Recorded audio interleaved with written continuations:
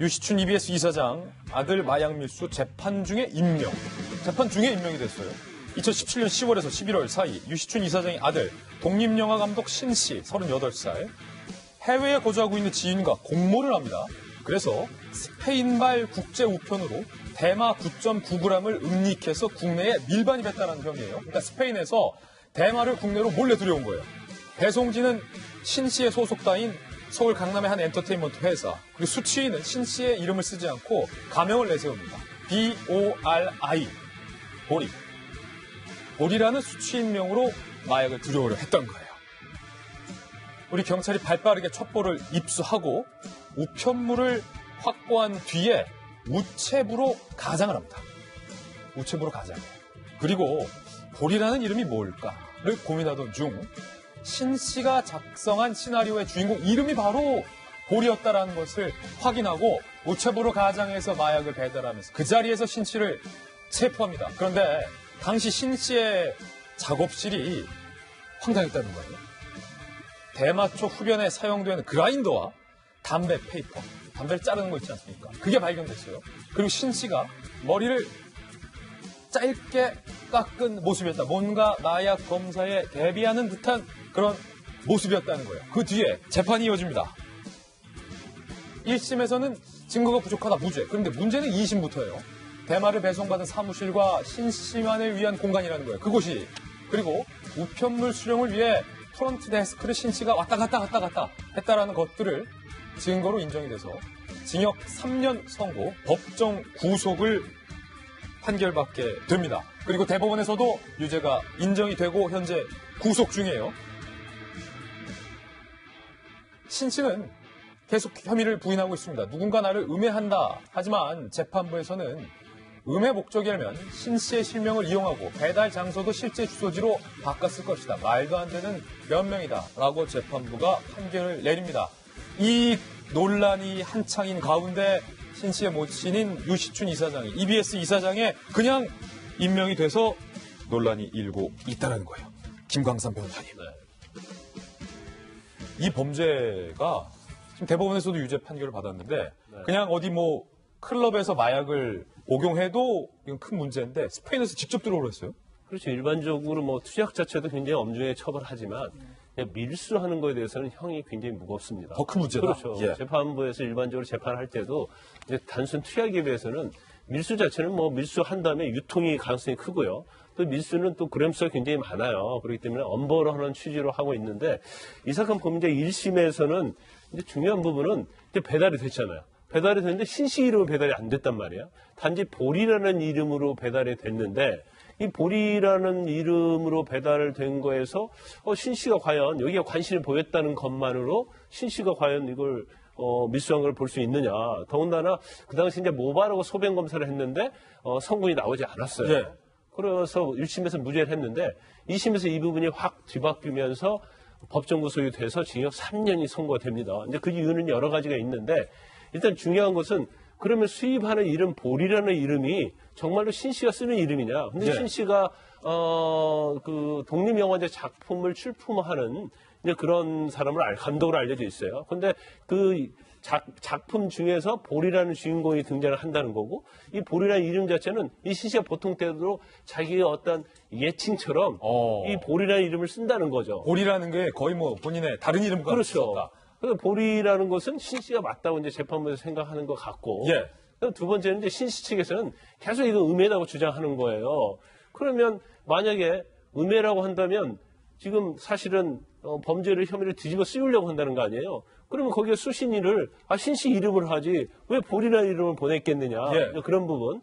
그다음에 아마 신 씨가 당시에 머리를 굉장히 작게 자른 걸로 보여요. 그러니까 일반적으로 마약을 흡입한 사람들, 마약을 뭐 사용하는 사람들은 이제 제일 소변에서는 뭐 며칠 지나면 안 나와요. 일주일, 2주. 그러니까 머리카락이 제일 중요하거든요. 그리고 머리카락 자체에서는 어디 부분에서 발견됐냐에 따라서 마약 흡입 시점이 알 수가 있습니다. 예. 그래서 머리를 짧게 자르거든요. 또 신 씨가 이제 머리를 짧게 자른 점. 그다음에 이제 대마초 같은 경우는 이걸 일종의 식물이잖아요. 그걸 그라인더로 갈아야 돼요. 그다음에 이걸 몰아서 담배를 펴야 하는데 이건 페이퍼가 있어야 돼요. 예. 그런데 대마용 페이퍼는 또 따로 있거든요. 예. 또 이러한 것들이 발견이 됐을 뿐만 아니라 법률적으로 이건 빼도 박도 못하는 사실이다. 그렇죠. 2014년도에도 그때도 감정을 했었는데 그때 대마 성분이 추출이 됐다는 거죠. 예. 이런 걸 전체적으로 보면 이 보리는 바로 신씨고 이 정도면 아주 의심이 없을 정도의 유죄 증거가 확실하다. 이렇게 2심에서는 유죄 선고를 하면서 법정 징역 3년을 선고하면서 법정 구속한 거예요. 대법에서도 그 징역 3년을 확정 판결을 내렸는데 김광삼 변호사의 분석대로 이건 법적으로 마약 밀수와 마약 복용은 확실한 사실이다라는 의견을 지금 주신 건데 제 의견은 아니고 재판부의 의견이 나온 거죠. 변호사님도 동의하시는 거죠? 근데 이런 증거를 전체적으로 보면 이 자체의 어떤 보리라는 이름으로 했다 하더라도 신씨의 가능성이 좀 크다고 볼 수밖에 없어요. 여러 가지 예. 정황적인 증거, 간접적인 증거, 또 직접적인 증거들이 동의? 네, 그 뒷받침되는 것 같습니다. 자, 그럼 여기서 두 가지 논란이 일고 있습니다. 첫 번째는 유시춘 이사장 본인이 이걸 전혀 인정하지 않고 있다는 거예요.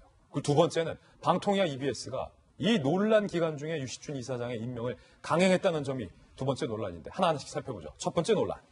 유시춘 이사장 이렇게 얘기했습니다. 1심에서 무죄 받지 않았냐? 이것이 진실이다.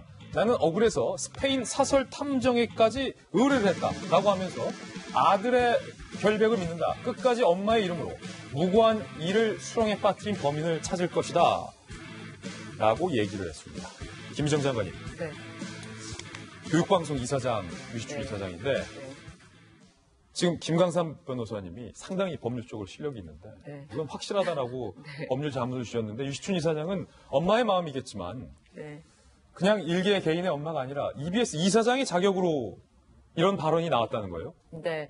지금 발언하신 내용은 그냥 어떤 사건 사고에 그러니까 감독의 엄마 개인으로서 얘기를 한 게 아니라 바로 다른 것도 아닌 교육방송의 이사장이기 때문에 이제 사람들이 관심을 가지는 거 아닙니까?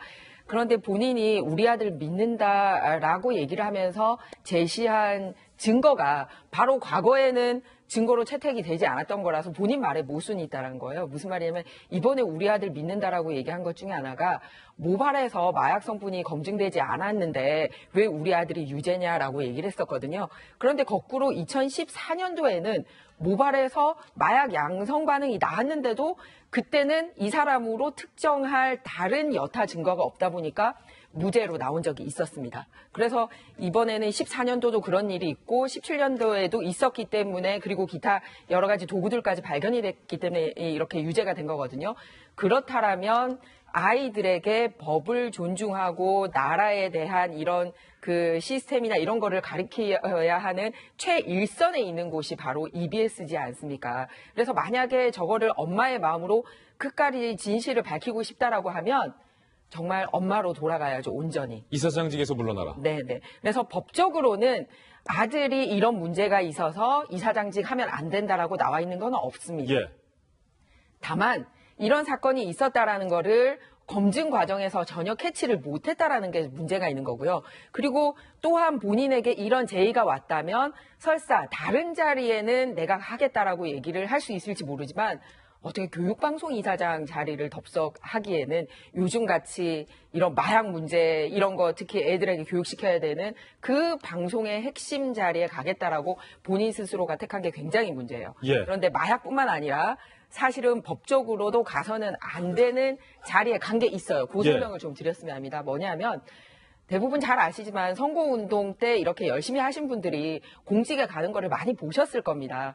그런데 법적으로 갈 수 없도록 명시가 돼 있는 자리가 몇 개가 있어요. 몇 개가 있는데 네, 대표적으로 이 교육방송과 관련된 이 간부직에는 선거운동 하신 분들이 3년 동안은 못 가도록 아주 EBS 법에 딱 명시가 되어 근데 있습니다. 지금 화면에서 보시면 유시춘 이사장이 문재인 후보 캠프에서 선거 운동을 하는 모습 아니에요? 네, 꽃보다 할배 유세단이라고 아예 드러내놓고 운동을 했었기 때문에 정식으로 이 한국교육공사법, 즉 짧게 말해서 그냥 EBS법의 제척 사유에 정확하게 위배가 되고 있습니다. 그래서 그러지 않아도 법적으로 문제 있는 임명이었는데 이제 아드님까지 이런 문제가 있다고 하니 더 문제고요. 더 놀라운 거는 그럼에도 불구하고 일을 잘하고 계셨으면 뭐 워낙 능력이 뛰어난가 보다 할 텐데 잘 아시지만 우리도 한번 다뤘지만 EBS 미디어에서 김정은 미화하는 교구도 막 만들어서 예. 팔고 해서 엄마들이 문제 제기하고 했었잖아요. 그래서 이제는 결단을 내려야 될 시점인 것 같습니다.